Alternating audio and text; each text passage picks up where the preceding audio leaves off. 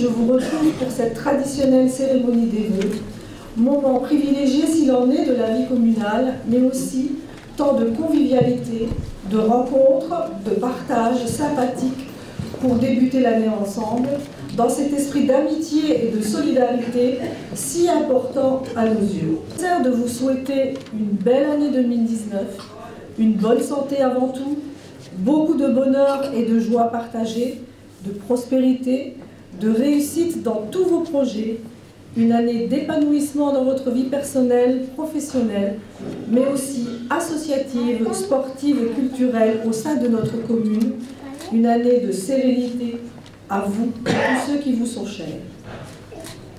L'année 2018 vient de s'achever avec son lot de joie et de peine, d'échecs et de réussites pour chacun, à titre personnel ou collectif. Nous avons eu par exemple la Coupe du monde de football, véritable moment de liesse nationale, de fierté, mais aussi malheureusement 3 attentats horribles à Trèbes, Paris et Strasbourg. 3 de plus, 3 de trop, qui nous ont tous émus et révoltés. L'actualité d'ailleurs de ce dernier mois a révélé aussi beaucoup de souffrances légitimes chez nos citoyens à travers le mouvement des Gilets jaunes. Nous concernant, la municipalité a décidé de mettre en place un cahier de doléances à la disposition de ses habitants et s'engage à les relayer auprès de l'État. Nous souhaitons très fort que nos dirigeants prennent en compte ces revendications et que ces tensions s'apaisent dans le respect des uns et des autres. Concernant Neuf Chefs maintenant, et plus précisément donc l'année 2018, que je pourrais qualifier de bonne année. Comment s'est-elle organisée? La vie du village, c'est avant tout, je le dis toujours, la gestion du quotidien. C'est le travail des agents administratifs que je salue ici pour leur professionnalisme. C'est aussi le travail accompli par les agents des services techniques avec leur savoir-faire et les efforts fournis pour l'entretien et l'embellissement de notre village. Par exemple, ils s'occupent également de la rénovation de nos locaux et ils ont contribué très largement à la construction et la mise en place d'une cabane à livres. C'est quelques exemples. C'est aussi un service périscolaire avec des agents dynamiques et disponibles. Beaucoup d'actions ont été menées en direction des enfants et avec eux. Je voudrais citer notamment leur participation active au concours Insolivre et Moselle Lire, pour lequel ils ont été primés par le département. Et surtout la création de MOSA, donc M comme mémoire, O comme œuvre, S comme savoir-faire, A comme amitié. Une structure métallique imaginée par les enfants et leur animatrice Dominique, réalisée par les élèves de la section chaudronnerie du lycée La Briquerie à Hayange, ça s'appelle comme ça maintenant les grands, sous l'égide de Thierry Schlosser et Lionel René. Cette œuvre vous accueille désormais fièrement à l'entrée du village et je voudrais saluer à la fois ce beau travail de partenariat et ce remarquable clin d'œil au patrimoine sidérurgique de notre vallée par le choix de l'acier, il me semble, Made in Florange. D'après nos experts d'ailleurs, elle sera encore présente à la fin du millénaire grâce à ce matériau. Cette œuvre sera prochainement mise en lumière et les abords aménagés. Donc je voudrais exprimer ici un grand bravo à tous pour ce formidable travail. Le périscolaire a participé également à la Semaine de la Paix et dans ce cadre a initié un partenariat avec une classe de Géra. Donc je remercie d'ailleurs Eliane Christini, adjointe, qui s'est rendue là-bas et qui a pu partager des moments avec cette classe. Alors, mesdames et messieurs, agents de la collectivité, tous services confondus, je vous adresse un grand merci et un grand bravo. Je voudrais encore saluer les enseignants et l'équipe éducative pour la mission qu'ils accomplissent au quotidien pour faire de nos enfants les bons citoyens de demain.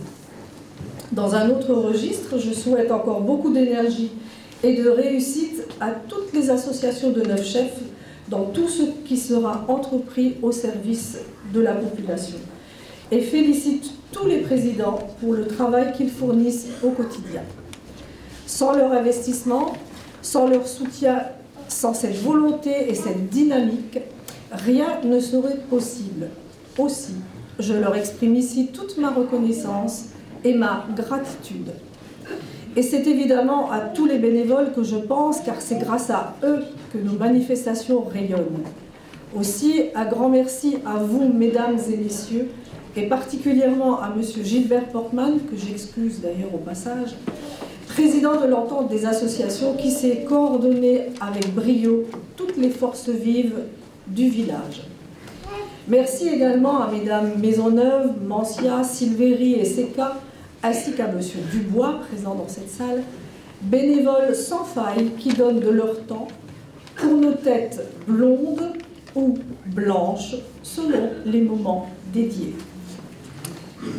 Voilà, après avoir fait ce petit tour d'horizon et au vu de tous ces remerciements, vous avez bien évidemment compris qu'à Neuf Chefs, on a plutôt bien rempli nos missions. Effectivement, la vie du village a été riche en animations, en événements, en manifestations diverses, conforme à ce que nous voulions pour nos Neufchéfoises et nos Neufchéfois. Une offre de divertissement variée qui n'a presque rien à envier aux villes voisines. Et pour cela, je remercie Daniel Drilouti, mon premier adjoint, et sa commission, bien sûr, toujours à l'affût de ce qui pourrait distraire au mieux nos habitants en faisant venir la culture à eux. Bien entendu, au cours de l'année écoulée, nous avons gardé en tête le bien-être et l'épanouissement de chacun sur notre commune et presque respecté toutes nos prévisions, sous la surveillance attentive et experte de Patrick Maisonneuve, adjoint aux finances, que je remercie ici. Donc il fait très attention à tout ce qu'on dépense. Et je le remercie bien entendu. 2018 a vu s'achever les travaux menés par la communauté d'agglomération du Val de Fensch dans le cadre de l'opération Cœur de Ville, Cœur de Fensch. La rue des Écoles a été entièrement rénovée, embellie et sécurisée, conformément au cahier des charges qui avait été déterminé au départ. Ces travaux d'un montant de 660 000 € ont été entièrement financés par la communauté d'agglomération, laissant à la charge de la commune le financement de l'impasse des écoles pour un coût de 61 900 €, en partie remboursé par une subvention Siscodip. La mairie a pris un certain cachet, vous le reconnaîtrez si vous passez devant, dans cette rue des Écoles, et elle est également désormais accessible aux personnes à mobilité réduite. Je me réjouis sincèrement de cette très belle réalisation et remercie encore les élus communautaires et son président pour cette belle initiative et me félicite, plutôt nous félicite, pour cette collaboration et cette volonté d'améliorer à la fois les conditions et cadres de vie des habitants et l'image de notre vallée. La suite de l'opération prévue sur le village, initialement prévue en 2019, est reportée d'un an. Pour rappel, 2018 a vu aussi la chapelle Notre-Dame-des-Neiges, qui est aussi sur le bord de Neuf Chefs, se refaire une beauté grâce au concours du conseil de fabrique et à une subvention de la communauté d'agglomération du Val de Fensch. Ce sont des petites choses qui, tout doucement, améliorent notre patrimoine. Nous l'avions prévu, nous l'avons réalisé en 2018. Concernant les travaux à la charge de la commune, cette fois, la mise en accessibilité de l'intérieur de la mairie et l'isolation du couloir par la pose de double vitrage, la pose d'un panneau lumineux pour une meilleure information de nos concitoyens pour un coût de 12 559 € hors taxe. C'était une de nos promesses de campagne, elle a été tenue et je peux dire qu'il était vraiment très attendu, ce panneau, n'est-ce pas, Muriel Pelosato? Donc, a suivi aussi l'installation de nouveaux panneaux d'information réglementaires et obligatoires. En fait, toute la rue a été rénovée et, comment dire, tout est assorti dans cette rue, c'est très joli. La pose aussi d'une porte sécurisée avec visiophone à l'arrière de l'école primaire et des travaux de mise aux normes de sécurité réalisés conformément au plan Vigipirate. Je dois souligner également que depuis le début du mandat, toutes les classes de l'école primaire ont bénéficié de rénovation pour le confort de nos élèves et de leurs enseignants. plus tristement, enfin, la salle mortuaire a été entièrement rénovée et améliorée, cela pour le respect des familles dans la peine. Pour le suivi des chantiers, pour son implication et son application, je tiens ici à remercier également mon adjoint à l'urbanisme, Franck Demarche, qui suit vraiment avec beaucoup d'assiduité tous les chantiers. Et je voudrais dire ici, rassurez-vous, mesdames et messieurs, non, il n'y a pas eu de cafouillage autour de construction à Neufchâteau, comme vous avez pu le lire dans la presse récemment. Nous veillons tout simplement et régularisons certaines situations. Je tenais à le préciser. Je passe maintenant à tout ce qui concerne le bien vivre ensemble. Donc, d'abord, avec ce qui avait été prévu, la mise en place d'un conseil municipal des enfants, donc, qui est un groupe de jeunes élus très actifs et très engagés pour les nobles causes, pour l'environnement. Et je dois dire que je suis à la fois très fière et admirative de ce conseil. Je voudrais aussi rassurer la population ici en leur disant que nous continuons notre recherche de médecins. Nous en avons rencontré 4 depuis le début du mandat, dont un dernièrement en 2018, qui s'est malheureusement désisté à la dernière minute. Je veux vous assurer aussi que nous n'abandonnons pas, bien entendu, d'autant qu'un local est déjà fin prêt pour l'accueillir. Voilà, je lance un appel, si vous connaissez quelqu'un, un médecin qui veut s'installer à Neufchâteau, tout est prêt. Je précise que nous rencontrerons d'ailleurs très prochainement à l'ARS afin d'aborder la question d'un salariat médical. Enfin, nous voulions mettre en place également le dispositif participation citoyenne avec l'aide de la gendarmerie afin de sécuriser au maximum notre village. Peu de personnes étaient présentes à la réunion lors de la réunion de présentation et peu s'étaient portés volontaires pour intégrer le dispositif. Bon, ce n'est que partie remise. Nous reprendrons nos recherches dès que le policier municipal aura pris ses fonctions à Neufchâteau, à savoir dès le 1er février prochain. Je rappelle que cet agent municipal sera partagé avec la commune voisine de Rangou. Enfin, en 2018, le village a accueilli avec beaucoup de joie la publication du livre dit « Raconte-moi le nouveau Neufchâteau », seconde édition de l'auteur Adrienne Soldez. Il restera toujours un souvenir de notre village. Je viens donc dégrainer 2018 et pour 2019, que vous réserve-t-on? Le grand projet à finaliser sera la construction du nouveau périscolaire dont nous parlons depuis un petit moment. Ce service rendu aux familles a explosé ces dernières années. Pour répondre au plus près de la demande et accueillir tous les enfants dans de bonnes conditions, ce projet regroupera tous les services sur un même site, cantine compris. Ce projet répond à la fois à un réel besoin de services publics et permettra de solutionner l'abandon depuis plusieurs années du bâtiment âtre, pour ceux qui connaissent, qui abritait une unité de vie jusqu'en, il me semble, 2010. Cette opération d'un coût de 1 332 952 € sera financée à hauteur de 28% par la Caisse d'allocation familiale de la Moselle, 27% au titre de la DETR et 15% une subvention accordée par le département dans le cadre unitaire. Nous avons récemment également sollicité la région pour un montant de 126 835 €, soit 9,52%. J'espère d'ailleurs que la région répondra favorablement à cette demande. En tout cas, je remercie chaleureusement tous nos partenaires, sans qui ce projet nécessaire et utile n'aurait jamais pu voir le jour. Je voudrais également parler un petit peu de la route blanche. Elle a été fermée l'année 2018 dans l'urgence, car des effondrements se sont produits sous l'asphalte, sur une profondeur de 5 mètres environ. Et cela s'avère, vous le comprendrez très bien, très dangereux.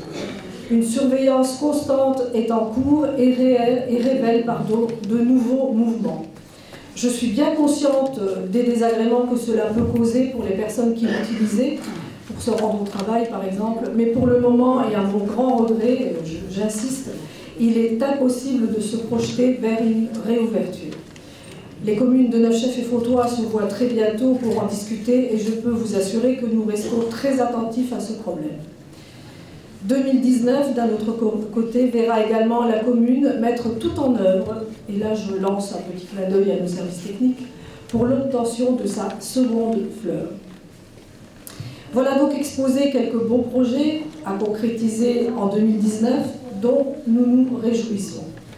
Même si le quotidien n'est pas toujours facile, le courage, la ténacité, l'amour de notre village et la volonté qui nous anime tous nous permet de travailler et d'avancer ensemble pour apporter toujours plus et mieux à notre village, pour qu'il reste bien sûr un village où il fait bon vivre. C'est d'ailleurs la raison pour laquelle cette année j'ai choisi cette citation de Victor Hugo: « Le devoir a une ressemblance avec le bonheur d'autrui ». C'est une telle évidence pour moi et pour l'équipe qui m'entoure. Depuis bientôt 5 ans, notre seul objectif est et reste le bien-être et le bien-vivre ensemble dans notre village. Alors oui, nous en avons fait un devoir, notre fil conducteur, pour que chaque habitante, chaque habitant se sente bien à Neufchâteau. Difficile sans doute, je le reconnais, de satisfaire tout le monde, mais sincèrement, croyez-moi, nous faisons de notre mieux. Pour terminer, que cette année 2019 qui débute soit une année heureuse, épanouissante pour vous et tous ceux qui vous sont chers, qu'elle voie l'accomplissement de tous vos rêves, même les rêves les plus fous, car il faut toujours en garder et cela aide à avancer. Qu'elle vous garde tous en excellente forme, bien sûr, et en très bonne santé. Pour Neufchâteau et la vallée, nous la souhaitons amicale, sereine, solidaire et lumineuse. Pour la France et le monde, une année apaisée et de paix. À tous les commerçants ou artisans présents dans la salle et les autres, je souhaite une année féconde et prospère. À nos nouveaux habitants, je souhaite la bienvenue et une installation heureuse, conforme à leurs attentes et espoirs. Merci encore à l'équipe qui m'entoure, adjoints et conseillers, disponibles, efficaces et toujours proches de vous, et à leurs familles, bien sûr, qui acceptent de les partager pour l'intérêt général et le bien de tous. J'adresse également une pensée amicale au maire d'Oféna, Antonio Silveri, à son conseil municipal et à tous nos amis d'Oféna, car je sais qu'ils suivent de très près l'actualité de Neufchâteau. Je vous remercie maintenant du fond du cœur de m'avoir écouté, d'être venus surtout si nombreux. Ça me fait très plaisir et très chaud au cœur de voir que vous êtes tous là ce soir pour cette cérémonie. Et je vous invite à présent à partager le verre de l'amitié, admirablement préparé et servi par la fourchette du mineur que cette année nous avons emprunté à Grange. Merci à tous, très bonne soirée à vous tous et bonne année à tous.